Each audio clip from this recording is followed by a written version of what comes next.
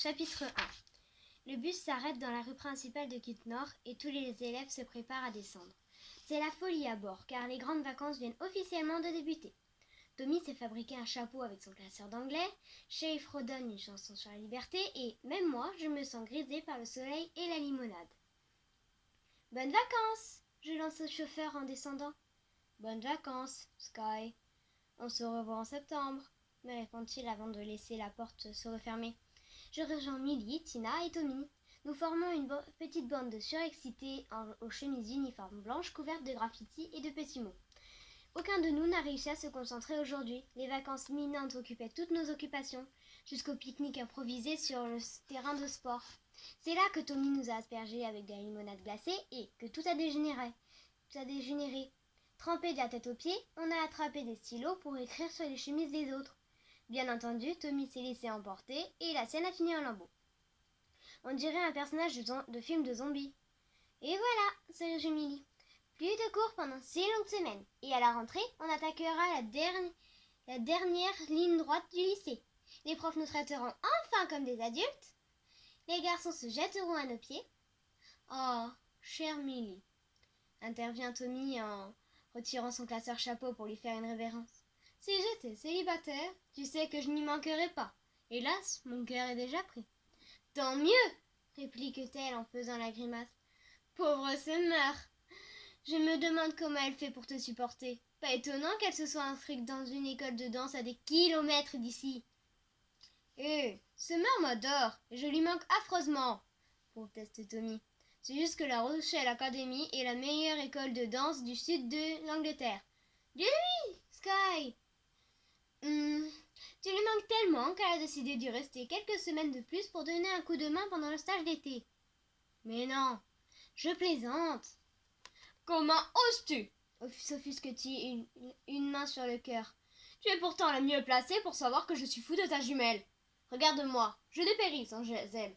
Pourtant, malgré mon cœur brisé, je continue à vous divertir. Trop aimable, je m'exclave. Je ne survivrai pas aux vacances sans ton humour et ton charme ravageur. Je fais ce que je peux, déclare-t-il en posant finalement son classeur sur ma tête. Et puis, s'il y a bien un moment où on peut se lâcher, c'est le dernier jour, non? Tommy n'a aucun mal à se lâcher tous les jours de l'année, mais je m'abstiens de lui rappeler. Avant, je le trouvais exaspérant, mais depuis qu'il sort avec Summer, j'ai découvert une nouvelle facette de sa personnalité. Il est gentil, patient et entièrement dévoué à ma jumelle. Je lui pardonne donc beaucoup de choses. Ma demi-sœur chérie marche devant nous avec Shay, son copain. Ça vous dirait de manger une glace au chapelier fou nous propose celui-ci en se retournant. Bonne idée, je réponds. Oh oui, avec plaisir, renchérissent Coco et Stevie. Ça y est, les cours sont finis, devine la serveuse lorsque nous faisons irruption dans le café, survolé et échevelé. Tommy, on dirait que tu t'es fait attaquer. Qu'est-ce que je vous sers? Soda, glace, milkshake, brownie au chocolat? Un peu de tout, je lance. Les vacances, ça se fête. Après avoir vidé nos porte-monnaies et passé commande, nous nous serrons autour de la grande table près de la fenêtre. Chacun rappelle ses projets pour l'été et la discussion a un goût d'au revoir. Je pars dès demain en Écosse, commence Millie. Ma grand-mère vient de sortir de l'hôpital. On va chez elle pour lui donner un coup de main. J'aurais préféré Ibiza, mais bon, Édimbourg est une ville trop cool. J'espère que je vais rencontrer des mecs mignons. Tu ne penses vraiment qu'à ça?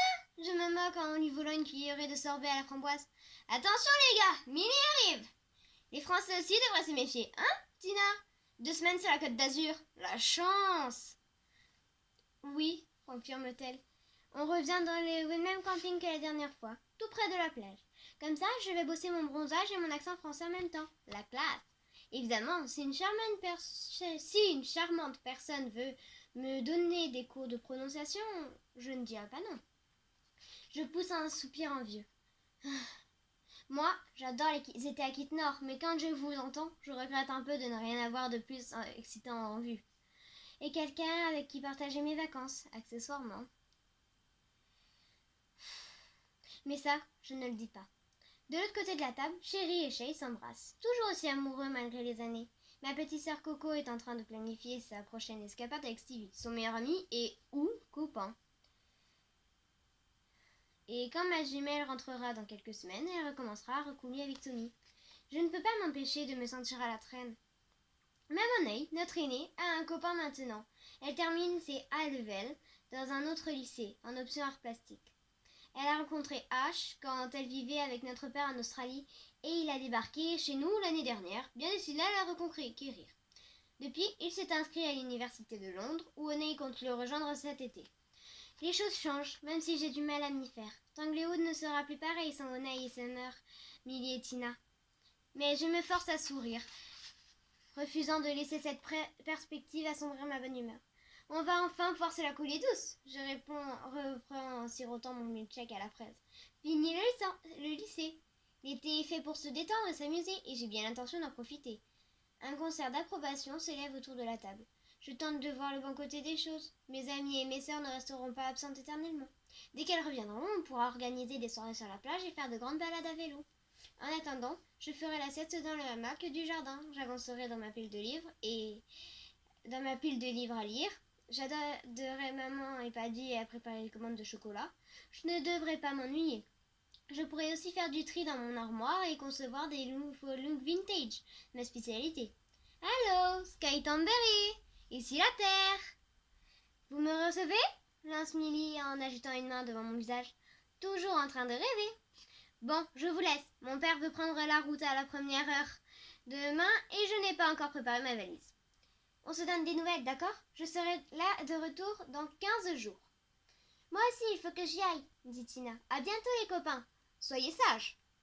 Tout le monde s'embrasse. Millie et Tina me font promettre de leur écrire pendant que Chérie et Coco conviennent de retrouver Shay et Stevie un peu plus tard.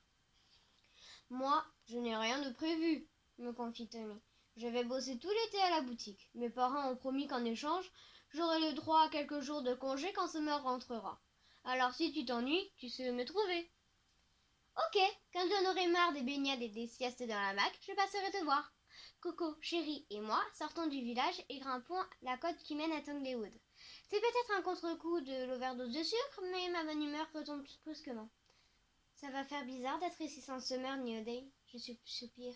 Et Tina et Millie qui partent en vacances. J'ai l'impression que tout le monde va faire des trucs cool, sauf moi.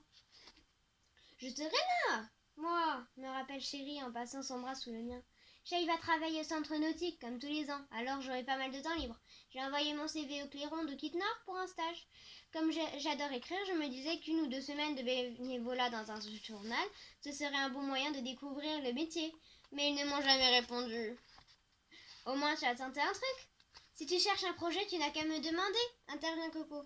Des idées, j'en ai des millions. Changer le monde est un travail à plein temps. Toute aide est bienvenue. Je ris malgré moi. Tu comptes sauver quoi cette fois? Les baleines? La forêt amazonienne? La couche d'ozone?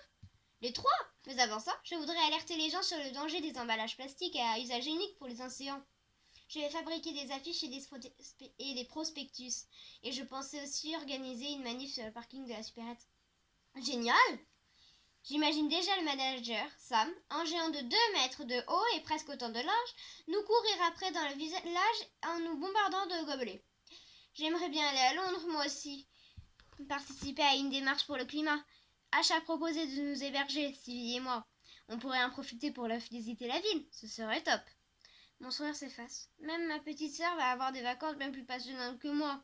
Ah bah, est d'accord, j'interroge, pour que tu ailles à Londres avec Stevie.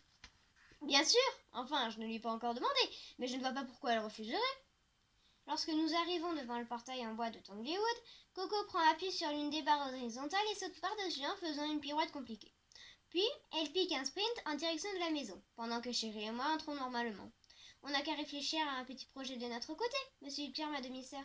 Un truc chouette qui nous occupera jusqu'au retour de Summer. Ça te dit? Carrément! Alors que nous remontons l'allée, maman sort de la maison avec une carafe et une lettre. Elle a dressé sous les arbres une table à tréteaux drapée d'une nappe à carreaux rouges et blancs qui disparaissait sous une montagne de nourriture. Apparemment, elle compte marquer le début des vacances comme il se doit. C'est arrivé pour toi ce matin, dit-elle à Chérie en lui tendant l'enveloppe. On dirait un courrier officiel. Lorsque Chérie déplie l'espèce feuille de papier blanc, ses yeux s'écarquillent et sa bouche forme un O de surprise. C'est le clairon, nous informe-t-elle. Je comprends, je commence mon stage lundi.